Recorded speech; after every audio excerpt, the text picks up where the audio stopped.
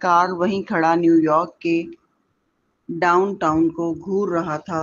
New York کا آسمان بوجھل اور سرمئی تھا۔ دھندلا آسمان، ایسے لگ رہا تھا جیسے کسی نے اس پر خاکستری پردہ تان دیا ہو۔ مگر اس وقت کارل کی آنکھوں میں یہ موسم ایک طرح کی محبت بھری یاد تازہ کر رہا تھا، کیونکہ اس کی بیٹی وہیں تھی۔ جیسے ہی وہ دیکھ رہا تھا، اس کا فون اچانک بج اٹھا۔ اس نے کال اٹھائی تو دوسری طرف سے آواز آئی، کیا آپ جانے والے نہیں ہیں؟ کارل لمحہ بھر کے لیے خاموش رہا، پھر بولا، اگر میں اس طرح چلا گیا تو کبھی واپس نہیں آ سکوں گا۔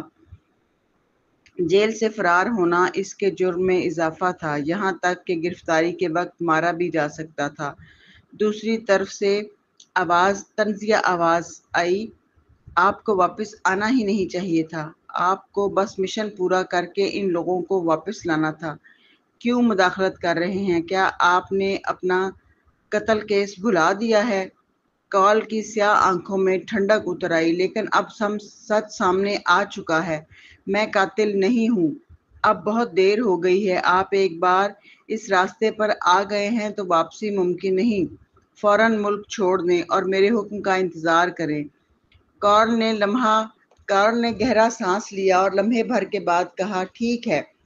ادھر فرشاد ابھی گفتگو کر رہا تھا، ایک بار وہ بھاگ گیا تو اگر لوٹا ہمیشہ مفرور ہی کہلائے گا، شاید پھر کبھی واپس نہ آ سکے۔ اس کے علاوہ اس کیس میں کئی شکوک ہیں، اگر وہ اس طرح چلا گیا تو ہمیشہ اس پراسرار تنظیم کے ساتھ جوڑا جائے گا۔ ممکن ہے نیو یارک قاتلوں کے اتحاد کے خلاف بھی ہو جائے۔ پروین نے ہچکچاتے ہوئے پوچھا، کیا خاص محکمے کی جیل سے نکلنا اتنا آسان ہے؟ فرشاد کو برا لگا، اس نے کھانس کر وضاحت دی، ہماری جیل ناقابل شکست ہے تو بھی دروازہ نہیں توڑ سکتی۔ پروین نے پوچھا، تو پھر وہ کیسے نکلا؟ فرشاد نے افسوس سے کہا، اسے چابی مل گئی۔ پروین پھر خاموش ہو گئی، بس سر ہلا دیا۔ وہ کتنا وقت پہلے نکلا تھا جب تک آپ کو پتہ چلا؟ فرشاد پھر چپ ہو گیا، آخر کار بولا، 5 گھنٹے۔ پروین نے ہونٹ کاٹ لیے، 5 گھنٹے اور آپ کو پتہ نہیں چلا؟ فرشاد جانتا تھا کہ پروین کا مقصد اسے حقیر ثابت کرنا نہیں، لیکن دل ہی دل میں وہ مجروح ہوا، کھانسا اور بولا، کچھ کیمرے سامنے کے کیمروں سے بدل دیے گئے تھے، اس لیے کسی نے نہ دیکھا۔ میں نے سوچا کہ کل اس کی بیٹی کی شادی ہے، اسی بہانے اسے قائل کر لوں گا۔ جب دروازہ کھلا تو پتہ چلا وہ اندر نہیں تھا۔ پروین نے تھوڑی تھام لی، اچھا تو میں سمجھ گئی، خاص محکمے میں جاسوس ہیں۔ فرشاد نے ہاں یا نہ میں جواب نہ دیا، جو ظاہر کرتا تھا کہ وہ بھی شک میں تھا۔ کچھ دیر بعد اس نے کہا، ہم کل تانیہ کے آس پاس کیمرے لگائیں گے، کیا آپ کو لگتا ہے کہ وہ آئے گا؟ پروین نے سانس کھینچی، مجھے نہیں معلوم، واقعی بتانا مشکل ہے کہ اس کے لیے زندگی زیادہ اہم ہے یا بیٹی کی شادی۔ پروین نے فون بند کیا اور بستر پر لیٹ گئی۔ کافی سوچ بچار کے بعد اس نے ثالث کو پیغام بھیجا، سسٹم ہیک کر کے لیونل کے کیس کی جانچ میں مدد کرو۔ ثالث نے فوراً کال کی، کی بورڈ پر ٹائپنگ کی آواز آ رہی تھی، وہ ہنسا، آپ خود کیوں نہیں کر لیتی؟ پروین نے جمائی لی اور کہا، میں تھکی ہوئی ہوں۔ ثالث نے سر ہلا کر ہیکنگ شروع کر دی۔ 2 منٹ بعد بولا، ریکارڈ موجود نہیں۔ پروین نے پیشانی سکیڑی، لیونل کا کیس تو سب کو معلوم تھا، پھر ریکارڈز کیوں نہیں؟ اتنے میں ثالث نے کہا، اوہ برا ہوا۔ پروین چونکی، کیا ہوا؟ ثالث کھانسا، میری شناخت کھل گئی۔ پروین، ایسا کیسے ممکن تھا کہ وائی پکڑا جائے؟ ثالث بولا، گزشتہ بار ہم دونوں نے ہیک کیا تھا تو شاید کچھ ٹریگر ہو گیا تھا، اب خاص محکمے کے ہیکرز نے مجھے ٹریس کیا، میں جلدی میں تھا، خیال نہ رہا، اب انہوں نے مجھ سے رابطہ کر لیا، پوچھا ہے کہ میں کون ہوں۔ پروین، پھر آپ نے کیا کہا؟ ثالث نے ہنس کر کہا، میں نے کہا میں کیوں ہوں؟ پروین، اسے ہی بدنام کیوں کیا؟ اس نے دانت پیس کر پوچھا۔ پھر ثالث ہنسا، وہ مجھے بھرتی کرنا چاہتے ہیں، خاص محکمے کے لیے کام کرنے کی پیشکش کی، میں نے انکار کر دیا۔ پروین نے بس کہا، لیکن دوسری طرف سے ثالث پھر ہنسنے لگا، پروین نے پوچھا آپ ہنس کیوں رہے ہیں؟ ثالث نے طنزیہ مسکراہٹ سے کہا کچھ نہیں۔ پروین نے جھنجھلا کر کہا باتیں بند کریں، آپ نے اپنی شناخت ظاہر کر دی، جب پکڑے گئے تو میں نہیں بچاؤں گی۔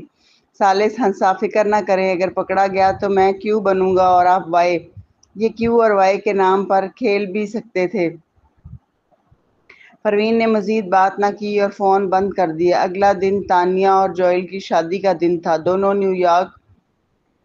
شادی نیو یارک کے گرینڈ ہوٹل میں رکھی گئی۔ اسمتھ خاندان نے پورا ہوٹل بک کر لیا تھا۔ اگرچہ تانیہ بار بار کہہ رہی تھی کہ وہ دھوم دھام سے شادی نہیں کرنا چاہتی، مگر جوئل نہ مانا۔ اس نے کارل سے مشورہ کر کے اسے اور بھی شاندار بنا دیا۔ یہاں تک کہ ہوٹل پہلے کسی اور نے بک کیا تھا، لیکن جوئل نے 10 گنا زیادہ دے کر اسے حاصل کیا۔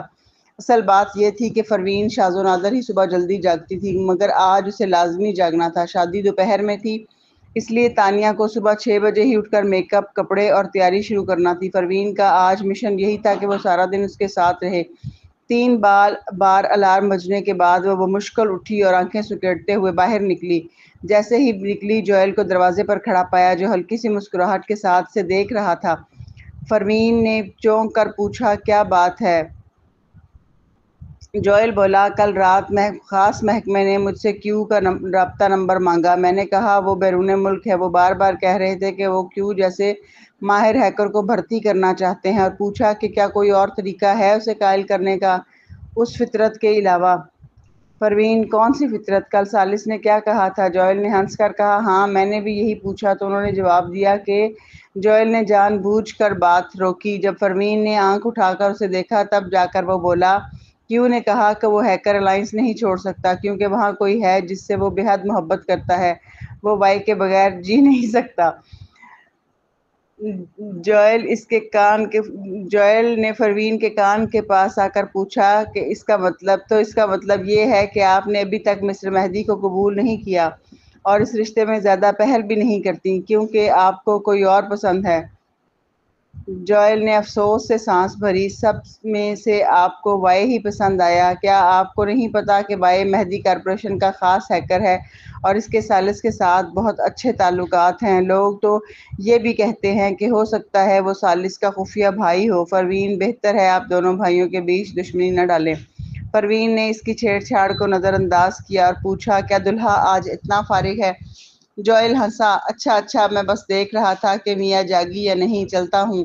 وہ ہنستا ہوا نکل گیا۔ پروین نے سر ہلا دیا۔ پروین تانیہ کے ڈریسنگ روم میں گئی اور اسے شادی کا جوڑا پہنتے ہوئے دیکھا۔ پروین نے بھی سفید رنگ کی برائڈز میڈ کی ڈریس پہن رکھی تھی۔ اس نے میک اپ نہیں کیا تھا۔ اس کی آنکھیں اور بھویں سادہ تھیں، بادامی آنکھیں، نرم اور پرسکون۔ پہلی نظر میں ہر کوئی تانیہ کی طرف متوجہ ہوتا، آخر وہ دلہن تھی، مگر اگر کوئی غور سے دیکھتا تو میک اپ کے بغیر بھی پروین ایک ایسی شخصیت تھی جسے نظر انداز کرنا ناممکن تھا۔ صبح 8:28 پر دلہن کی گاڑی تانیہ کو لینے آ گئی۔ تقریباً 10 بجے وہ ہوٹل پہنچی۔ ہوٹل لوگوں سے کھچا کھچ بھرا ہوا تھا۔ پروین تانیہ کے ساتھ لاؤنج میں گئی جہاں وہ وقتاً فوقتاً میک اپ درست کر سکتی تھی۔ 12 بجے شادی کی تقریب شروع ہونا تھی۔ لاؤنج میں داخل ہوتے ہی پروین نے ادھر ادھر نظر دوڑائی تو اسے خاص محکمے کے بھیجے گئے خفیہ اہلکار نظر آئے۔ اس کی پیشانی پر شکن آ گئی۔ اسی لمحے اس نے چاہا کہ کارل نہ آئے، لیکن جب اس نے تانیہ کے چہرے پر زبردستی رکھی ہوئی مسکراہٹ دیکھی تو ایک آہ نکلی۔ تانیہ آئینے کے سامنے بیٹھی تھی۔ میک اپ شدہ چہرے کے باوجود اس کی آنکھوں میں گہرا دکھ چھپا تھا۔ کل جب جل نہیں مارگوٹ جعلی جل کو لے جایا گیا تو اس پر حقیقت کھلی کہ اس کی ماں تو تب ہی مر چکی تھی اور اس کا باپ جو برسوں سے ظلم سہ رہا تھا آخرکار جرائم کی راہ پر چل نکلا۔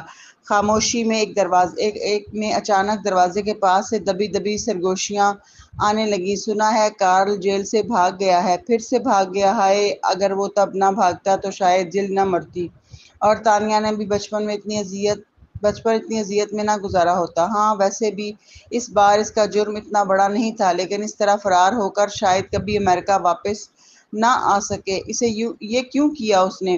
کیوں نہ کرتا؟ میرے خیال میں تو اچھا کیا۔ وہ اتنے سالوں سے سوئٹزرلینڈ میں رہ رہا ہے، دولت بھی جمع کی ہوگی۔ اگر قید ہوتا تو اس پیسے کا کیا کرتا؟ یہ تو ہے، لیکن یہ رویہ خود غرضی ہے۔ شاید اب اسے اپنی بیٹی کی بھی پرواہ نہیں رہی۔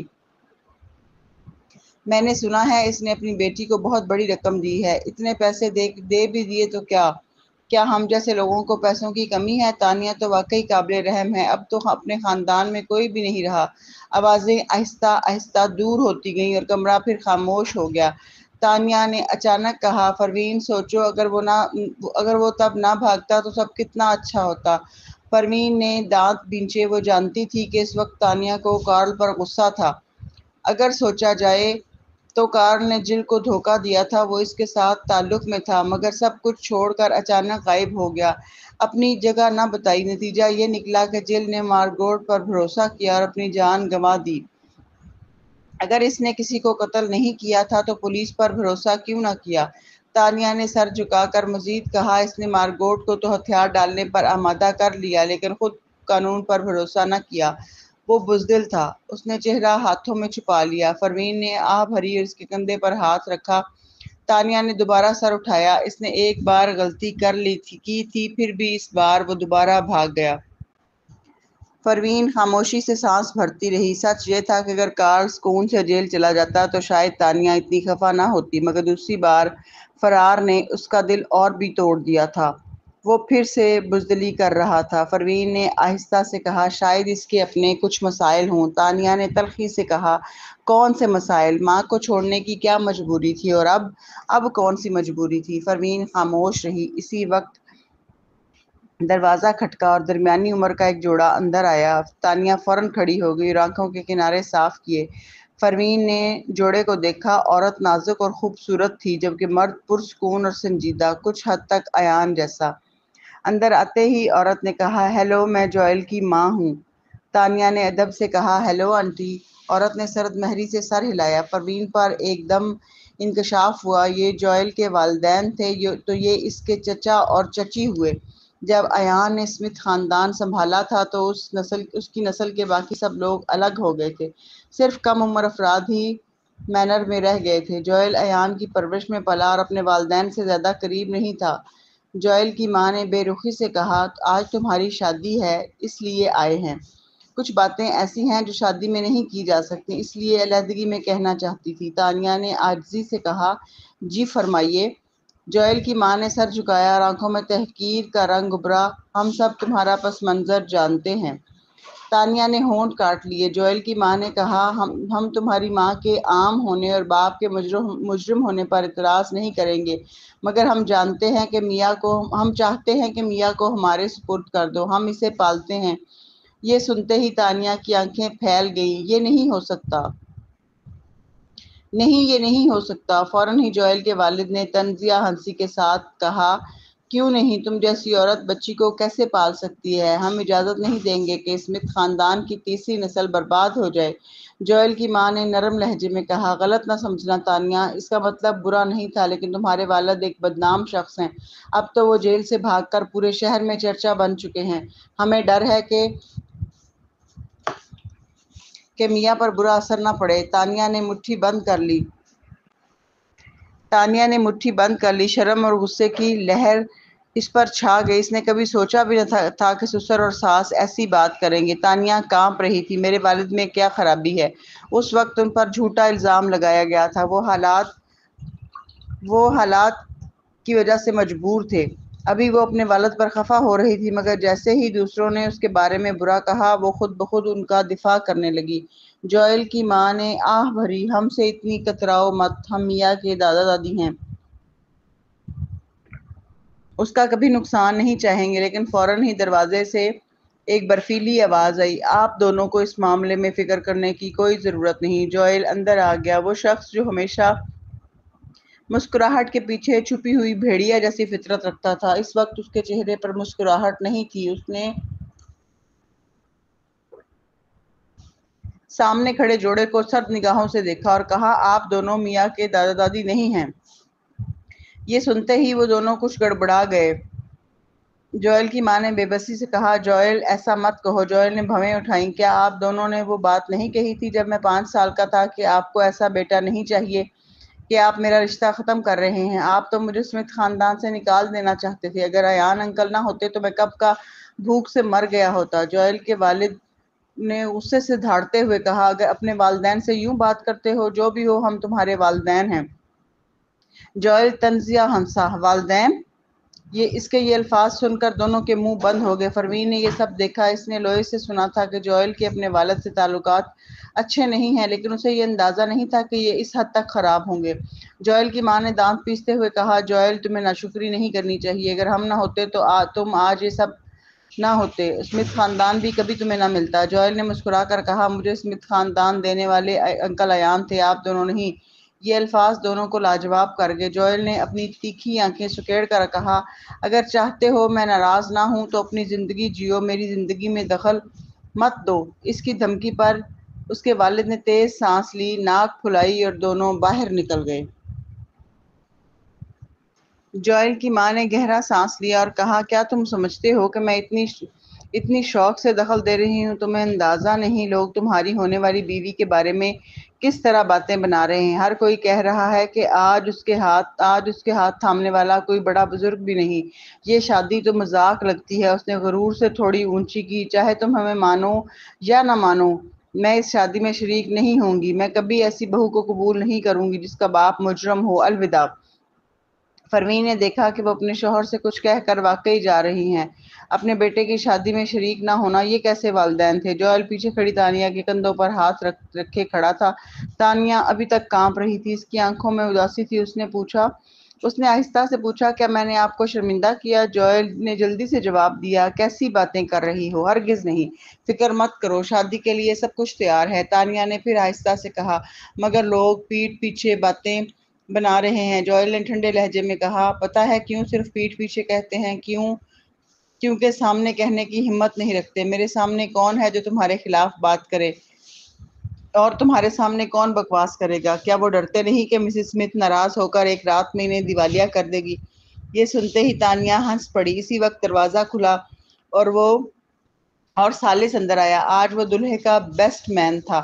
اس نے آ کر کہا، مسٹر راجرز نے انکار کر دیا ہے۔ مسٹر راجرز نیو یارک کے ایک معزز اور بااثر شخص تھے، اور جوئل اور چند لوگوں نے انہیں درخواست کی تھی کہ آج وہ تانیہ کا ہاتھ تھام کر اسے رخصت کریں، کیونکہ باپ کے بغیر شادی ادھوری لگتی ہے۔ مگر اچانک انکار کیوں؟ جوئل نے پریشانی سے پوچھا، کیا ہوا؟ ثالث نے تانیہ کی طرف دیکھا اور آہ بھری، باہر لوگ بہت بری باتیں کر رہے تھے۔ مسٹر راجرز نے سن کر غصے میں شادی چھوڑ دی۔ پھر اس نے کہا کہ بدقسمتی سے میرے پاس کوئی قابل بھروسہ بزرگ نہیں ہے اور شادی شروع ہونے میں صرف 10 منٹ رہ گئے ہیں۔ جوئل کی مٹھی بند ہو گئی۔ وہ سب سوچ رہے تھے کہ اب کس کو بلائیں کہ پروین نے آہستہ سے کہا، میں اسے رخصت کروں گی۔ سب کی نظریں ایک ساتھ اس پر اٹھی۔ پروین آگے بڑھی اور تانیہ کا ہاتھ تھام کر کہا، جب تم لوگوں نے مسٹر راجرز سے کہا تھا تو میں اور تانیہ دونوں ہی متفق نہیں تھی۔ میں تانیہ کی سب سے قریبی دوست ہوں۔ آج اس کی شادی ہے تو میں ہی اسے رخصت کروں گی۔ آج سے میں اس کا خاندان ہوں۔ کمرے میں کچھ دیر خاموشی چھا گئی۔ پھر جوئل نے حتمی فیصلہ دیا، ٹھیک ہے۔ اس نے تانیہ کو دیکھ کر مسکرا کر کہا، میں تو بس ضد کر رہا تھا، ویسے بھی لوگوں کو خاموش نہیں کرا سکتا، تو پھر دوسروں کے قابو میں کیوں آئیں؟ یہ تو ہماری شادی ہے اور میں چاہتا ہوں کہ ہمارے قریب ترین لوگ ہی اس کے گواہ ہوں۔ تانیہ کی آنکھیں نم ہو گئی۔ اس نے زور سے سر ہلایا، ہاں۔ شادی شروع ہوئی۔ لاؤنج کا دروازہ کھلا۔ پروین نے تانیہ کا ہاتھ پکڑا اور اسے اسٹیج تک لے جانے کے لیے سرخ قالین پر چلنے لگی۔ جیسے ہی دونوں نمودار ہوئیں، ہجوم میں سرگوشیاں گونج اٹھیں۔ یہ کیا؟ دلہن کو رخصت کرنے والا کوئی نہیں؟ اس کا باپ تو جیل سے بھاگا ہوا ہے، ظاہر ہے کوئی نہیں ہوگا۔ یہ شادی کچھ عجیب نہیں لگ رہی؟ ہاں، میں نے تو یہ بھی سنا ہے کہ تانیہ اپنے ساتھ جہیز میں کچھ نہیں لا رہی۔ اس کے باپ نے صرف ایک بینک کارڈ دیا ہے، اس میں کتنے پیسے ہوں گے؟ یہ رشتہ برابر کا نہیں ہے۔ تانیہ کے لیے تو یہ محض قسمت کا کھیل ہے کہ مسٹر اسمتھ سے شادی ہو رہی ہے۔ سچ کہوں تو ریانا جونز بھی بہت بڑی نہیں تھی، مگر پھر بھی جونز خاندان کی نازوں پلی بیٹی تھی۔ جب اس کی جوئل سے منگنی ہوئی تھی تو جونز نے اپنی کمپنی کے 30% حصص دیے تھے۔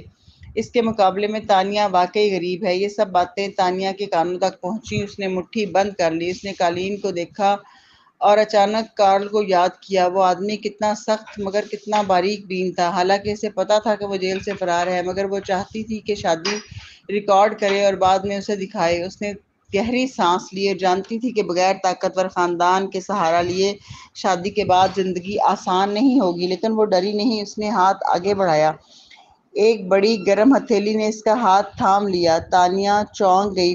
فرمین کے ہاتھ اتنے سخت کب سے ہو گئے؟ اس نے سر گھما کر دیکھا۔ اچانک سب نے دیکھا کہ تانیہ کے برابر کارل کھڑا ہے۔ وہ وہی گہرا سوٹ پہنے ہوئے تھا جو اس نے پچھلے دن آزمایا تھا، اور اس کے چہرے پر خوشی جھلک رہی تھی۔ اس کی مسکراہٹ معصوم اور مانوس تھی۔ اس نے تانیہ کو دیکھا اور کہا، میں آ گیا ہوں تانیہ۔ تانیہ کی آنکھیں فوراً نم ہو گئی۔ اس نے باپ کا ہاتھ مضبوطی سے تھاما، لیکن یہ دیکھ کر چونک گئی کہ اس کے دوسرے ہاتھ میں ایک چمکتی ہوئی چاندی کی پستول ہے جو سیدھی فرمین کی طرف تنی ہوئی ہے۔ تانیہ گھبرا گئی۔ ڈیڈ، یہ آپ کیا کر رہے ہیں؟ کارل کے چہرے پر مزید مسکراہٹ آ گئی جب اس نے اپنی بیٹی کو ڈیڈ کہتے سنا۔ اس نے کہا، فکر مت کرو، وہ تمہاری بہترین دوست ہے، میں اسے نقصان نہیں پہنچاؤں گا۔ بس مجھے یہ سب کرنا پڑ رہا ہے تاکہ تمہاری شادی آخر تک دیکھ سکوں۔ فرمین سمجھ گئی کہ معاملہ کیا ہے۔ وہ لاپرواہی سے کھڑی رہی بغیر کسی خوف کے، کیونکہ اس پستول میں گولیاں ہی نہیں تھیں۔ یہ وہی کھلونا بندوق تھی جس سے کارل اکثر کھیلتا تھا۔ فرمین بلیک کیٹ کے نام سے اس کا مذاق بھی اڑا چکی تھی، اور اس نے جواب دیا تھا، یہ بندوق لوگوں کو ڈرانے کے لیے کافی ہے، تم لوگ کیا جانو۔ اور آج وہ واقعی اسی کو استعمال کر رہا تھا۔ مگر رشید فرشاد نے قدم بڑھایا ہی تھا کہ کارل نے پستول سیدھی کر کے ہنستے ہوئے کہا، کیپٹن فرشاد، بہتر ہوگا حرکت نہ کریں، میں صرف اپنی بیٹی کی شادی دیکھنا چاہتا ہوں، آپ لوگ یہ برداشت کر سکتے ہیں، ہے نا؟ فرشاد نے دانت بینچ لیے۔ فرمین نے لاپرواہی سے کہا، کیپٹن فرشاد، میں مرنا نہیں چاہتی۔ یہ سن کر سب لوگ گم سم رہ گئے۔ اس کا انداز ایسا تھا جیسے وہ ڈری ہوئی ہو، مگر حقیقت میں اس کے چہرے پر خوف کا شائبہ بھی نہ تھا۔ یہ دیکھ کر حتیٰ کہ ثالث کے لب بھی ہلکے سے کھنچ گئے۔ میری لڑکی اتنی بھی سستی کیوں ہے کہ ڈرامہ کرنے کی بھی زحمت نہیں کرتی، مگر پھر بھی کتنی پیاری لگ رہی ہے۔ فرشاد نے اپنے ایئر فون پر کہا، سب لوگ تیار رہیں، کوئی ہلچل نہ ہو۔ فوراً باقی انڈر کور ایجنٹس پرسکون ہو گئے۔ کارل نے تانیہ کو اپنی باہوں کا سہارا دیا۔ تانیہ کی آنکھوں سے آنسو بہہ رہے تھے۔ وہ دھیرے دھیرے سرخ قالین پر قدم بڑھانے لگی جہاں جوئل اس کا منتظر تھا۔ کارل نے کہا، رونا مت تانیہ، ڈیڈ بالکل ٹھیک ہیں۔ تانیہ نے روتے ہوئے کہا، کیا آپ صرف میری شادی کے لیے جیل سے بھاگے ہیں؟ آپ جانتے ہیں کہ اس سے آپ کی سزا بڑھ جائے گی۔ آپ کو صرف 2-3 سال رہنا تھا، اب 5 سال لگ جائیں گے۔ کارل نے ہنستے ہوئے کہا، میں مضبوط ہوں، 5 سال جیل میرے لیے ٹھیک ہے، 3 سال میں تو وقت ہی کتنا ہے۔ تانیہ کے آنسو تھمتے نہ تھے۔ ماما کو مارگوٹ نے مارا، کارل نے سخت لہجے میں کہا، جانتا ہوں، فکر مت کرو، اسے چھوڑوں گا نہیں۔ پھر اس نے سانس بھری، میں نے تمہاری ماں کو ایک بار مایوس کیا تانیہ، اب تمہیں مایوس نہیں کر سکتا۔ آج تم سب سے خوش دلہن بنو۔ فرمین جو بندوق کے نشانے پر تھی آرام سے ساتھ ساتھ چل رہی تھی۔ اس نے ہجوم کی طرف دیکھا اور یہ دیکھ کر چونک گئی کہ ایان پہلی صف میں بیٹھا آنسو پوچھ رہا ہے، اور جیسے ہی اس نے دیکھا کہ فرمین اسے دیکھ رہی ہے، اس نے نظریں ملائیں۔ فرمین، یہ بزنس ورلڈ کا بڑا باس تو رو رہا ہے۔ اس کی شبیہ تو ٹوٹ گئی۔ اچانک ایئر فون میں ایک اجنبی سرد آواز گونجی، کارل مور جیل سے فرار ہے، اس کے پاس اسلحہ ہے اور یرغمال کی جان خطرے میں ہے، اسنائپر تیار ہے، ہدف کو مارنے کی اجازت ہے۔ میں دہراتا ہوں، قاتل اتحاد کا رکن کارل مور سنگدل اور خطرناک مجرم ہے۔ یرغمال سمیت سب کی حفاظت کے لیے اسے فوراً مارنے کا حکم ہے۔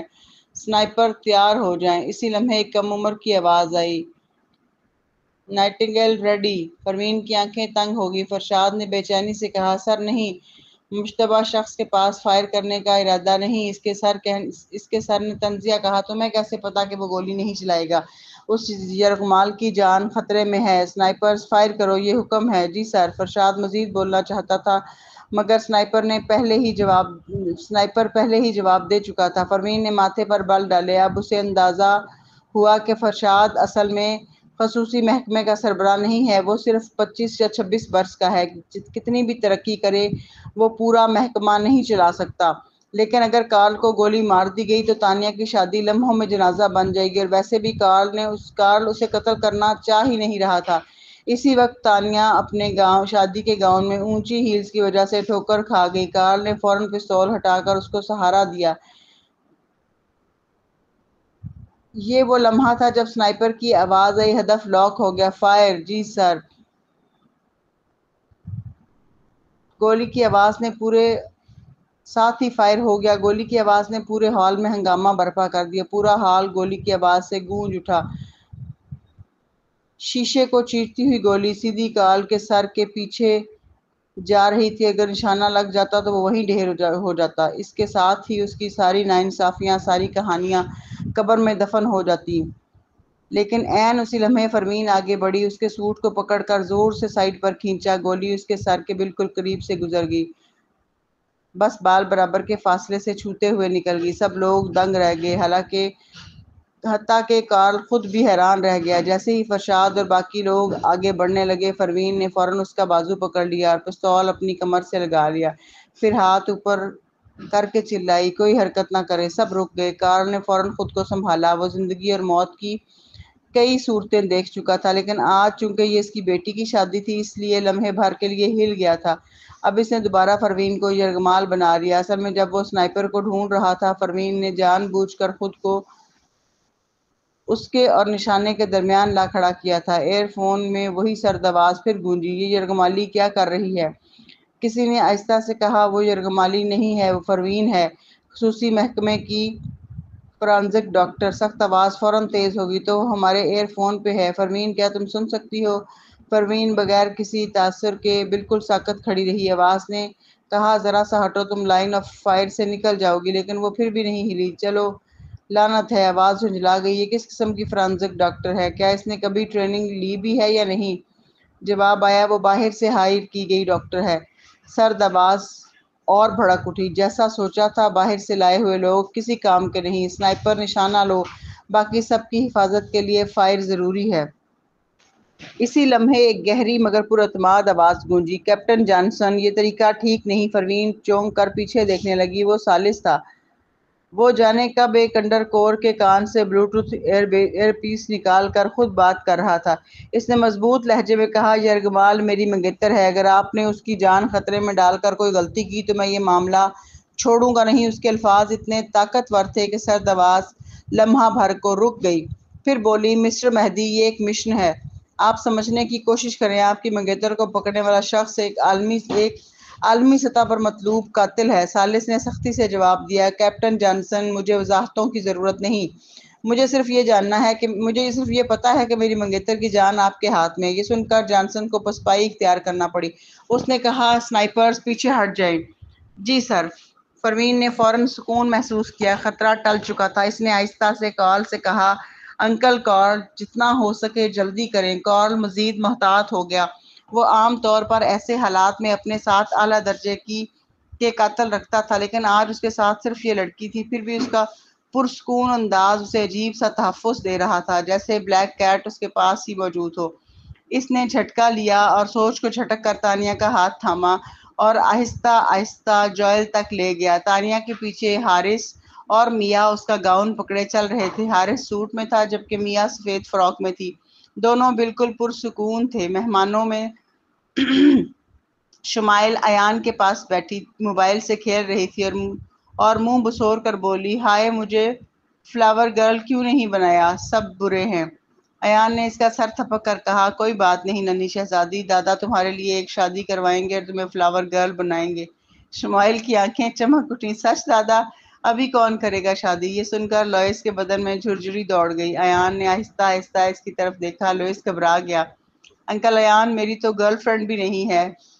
میں ایان نے ٹھنڈے لہجے میں کہا، اگر تم شادی کرو گے تو میں تمہیں $50 ملین دوں گا۔ لوئس فوراً چپ ہو گیا اور اس نے کہا، انکل ایان، دراصل میری گرل فرینڈ ہے، ہم نے رشتہ چھپایا ہوا ہے، ہم کافی عرصے سے شادی کرنا چاہتے ہیں، آپ ہی بتائیں کب مناسب وقت ہے۔ ابھی ادھر اسٹیج پر کارل نے تانیہ کا ہاتھ جوئل کے ہاتھ میں رکھ دیا، پھر اس کے کندھے پر ہاتھ رکھ کر آہستہ سے بولا، میری بیٹی کا خیال رکھنا جوان، اگر کبھی اسے ستایا یا دھوکہ دیا تو میں بلیک کیٹ کو بھیج دوں گا تمہارا سر اڑانے۔ جوئل سیدھا ہو کر کھڑا ہو گیا اور پراعتماد لہجے میں بولا، فکر نہ کریں ڈیڈ۔ کارل نے سر ہلایا۔ اسی لمحے فرشاد آگے بڑھا اور ہتھکڑیاں نکال کر کارل کو جکڑ لیا۔ تانیہ پیچھے مڑنا چاہتی تھی مگر کارل نے زور سے کہا، پیچھے مت دیکھو، زندگی میں ہمیشہ آگے دیکھنا، خوش رہنا تانیہ۔ تانیہ کی آنکھیں آنسوؤں سے بھر گئیں۔ وہ جوئل کے ساتھ سٹیج پر چڑھ گئی۔ پیچھے دیکھنے پر اسے صرف اپنے باپ کی پشت دکھائی دی، جسے پولیس لے جا رہی تھی۔ خصوصی محکمہ میں کال کو دوبارہ لایا گیا۔ فرین بھی شادی چھوڑ کر اس کے ساتھ آ گئی۔ کال کا چہرہ بہت پرسکون تھا، جیسے اپنے ہی گھر آیا ہو۔ یہ دیکھ کر پروین اور فرشاد ایک دوسرے کو دیکھنے لگے۔ پروین کے دل میں کھٹک تھی، یہ کیوں اتنا مطمئن لگ رہا ہے؟ اسے معلوم ہے کہ اب ایک اور الزام لگ گیا ہے، سزا بڑھ جائے گی۔ پھر بھی یہ اتنا خوش کیوں ہے؟ انکوائری روم میں بیٹھتے ہی کارل نے دونوں کو دیکھا اور کہا، میں کچھ باتیں قبر تک ساتھ لے جانا چاہتا تھا، لیکن اب نہیں۔ میں نہیں چاہتا کہ میری بیٹی کو قاتل کی بیٹی کہا جائے۔ اور میں بتاؤں، تم جانتے ہو کہ میں کیسے بھاگا تھا؟